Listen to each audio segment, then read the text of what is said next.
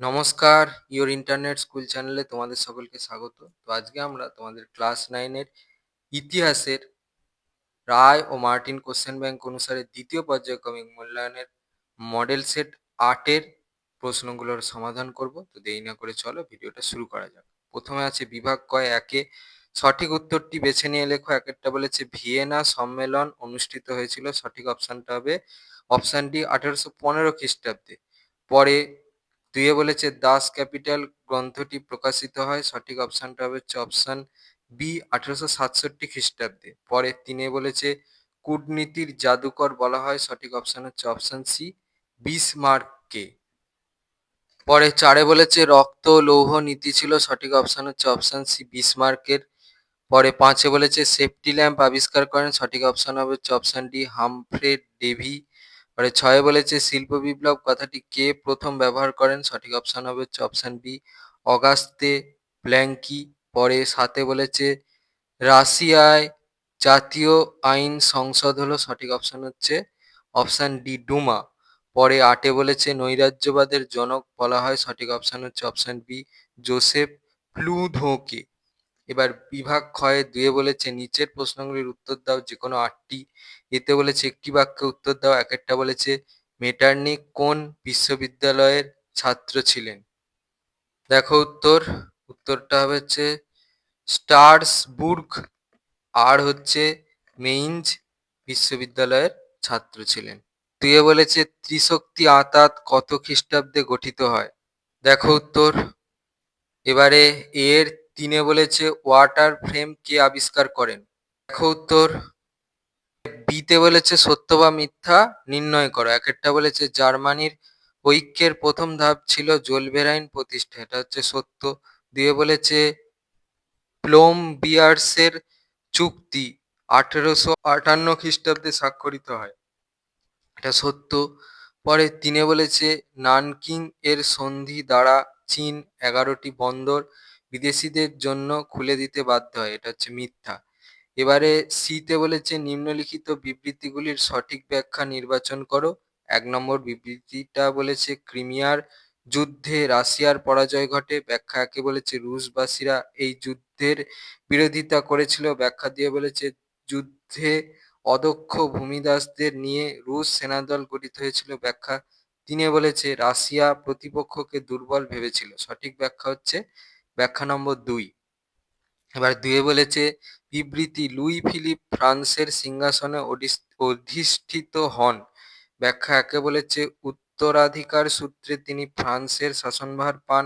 ব্যাখ্যা দিয়ে বলেছে যুদ্ধের মাধ্যমে তিনি ফ্রান্সের সিংহাসন দখল করেন। ব্যাখ্যা তিনে বলেছে জুলাই বিপ্লবের পরে ফরাসি পার্লামেন্টের সিদ্ধান্ত অনুসারে।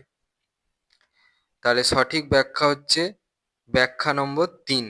আর এটা কোথা থেকে পেয়েছি একবার দেখিয়ে দিচ্ছি, দেখে নাও। সি এর তিনেরটা বলেছে যে বিবৃতিটা সেটা হচ্ছে যার পিটার দ্য গ্রেটকে আধুনিক রাশিয়ার জনক বলা হয়। ব্যাখ্যা একে বলেছে তার নেতৃত্বে সোভিয়েত রাশিয়ায় আধুনিকীকরণের সূচনা ঘটে। ব্যাখ্যা দিয়ে বলেছে তিনি ভূমিদাস প্রথার বিলোপ ঘটান। ব্যাখ্যা তিনে বলেছে তিনি রুশ অর্থনীতির আধুনিকীকরণ ঘটান। সঠিক ব্যাখ্যা হচ্ছে ব্যাখ্যা নম্বর 1। এটা কোথা দিয়ে পেয়েছি দেখাচ্ছি, দেখে নাও। বিভাগ গয়ে তিনে বলেছে নিম্নলিখিত প্রশ্নগুলির 2-3টি বাক্যে উত্তর দাও যে কোনো 4টি। একটা বলেছে এমস টেলিগ্রাম কি? দেখো উত্তর। তিনের দুয়েরটা বলেছে রিসর্জিমেন্টো বলতে কি বোঝো? দেখো উত্তর। তিনেরটা বলেছে প্যারি কমিউন কি? দেখো উত্তর। এখান থেকে উত্তরটা চলছে এই পর্যন্ত। তিনের চারেরটা বলেছে ফ্যাক্টরি বা কারখানা প্রথা বলতে কি বোঝো? দেখো উত্তর। তিনের পাঁচেরটা বলেছে স্পেনের গৃহযুদ্ধের অবসান কিভাবে ঘটে? দেখো উত্তর। এবার বিভাগ ঘতে চারে বলেছে নিম্নলিখিত প্রশ্নগুলির 7-8টি বাক্যে উত্তর দাও যে কোনো দুটি। একটা বলেছে ফ্রান্সে জুলাই বিপ্লবের প্রভাব আলোচনা করো। উত্তর। এখান থেকে উত্তরটা চলছে এই পর্যন্ত লিখবে। পরে চারের দুয়েরটা বলেছে প্রথম বিশ্বযুদ্ধের 4টি কারণ লেখো। উত্তর। এখান থেকে উত্তরটা চলছে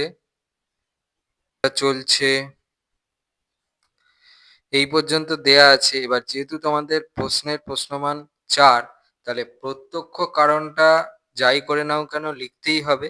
এবার পরোক্ষ কারণ কারো মনে হলে সে ৩ টে দেবে। যদি কারো মনে হয় তাহলে সে ৪ টে দেবে। আর স্কুল ভিত্তিক ব্যাপার থাকলে ৫ টা পর্যন্ত পরোক্ষ কারণ দেবে। প্রত্যক্ষ কারণটা কিন্তু একটাই এখানে আছে, এটা কিন্তু লিখতেই হবে। ঠিক আছে? এটা মাথায় রাখবে। ৪-এর ৩-এ বলেছে আফ্রিকা ব্যবচ্ছেদের প্রেক্ষাপট লেখো। দেখো উত্তর, এই প্রশ্নের উত্তরটার জন্য এই প্রশ্নের উত্তরটা লিখলে হবে এখান থেকে উত্তরটা চলছে এই পর্যন্ত লিখবে। বিভাগ ৫-এ বলেছে ১৫-১৬টি বাক্যে উত্তর দাও যে কোনো একটি। একেরটা বলেছে বিশ্ব ইতিহাসে ১৮৭০ খ্রিস্টাব্দের তাৎপর্য নিরূপণ করো। দেখো উত্তর, এখান থেকে উত্তরটা চলছে এই পর্যন্ত লিখবে। ৫-এর ২-এরটা দেখো কি বলেছে ১৯১৭ খ্রিস্টাব্দের বলশেভিক বিপ্লবের পটভূমি লেখো। দেখো উত্তর, এখান থেকে উত্তরটা চলছে এই পর্যন্ত লিখবে।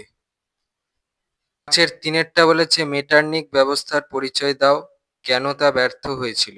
প্রশ্নমানগুলো হচ্ছে ৫+৩। দেখো উত্তর, এখান থেকে উত্তরটা চলছে এই পর্যন্ত লিখবে।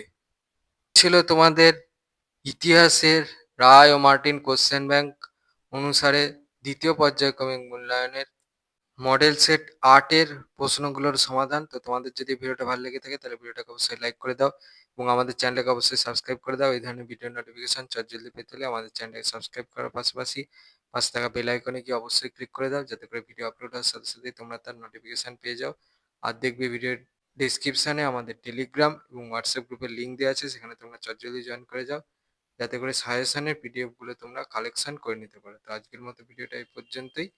দেখা হচ্ছে পরবর্তী ভিডিওতে।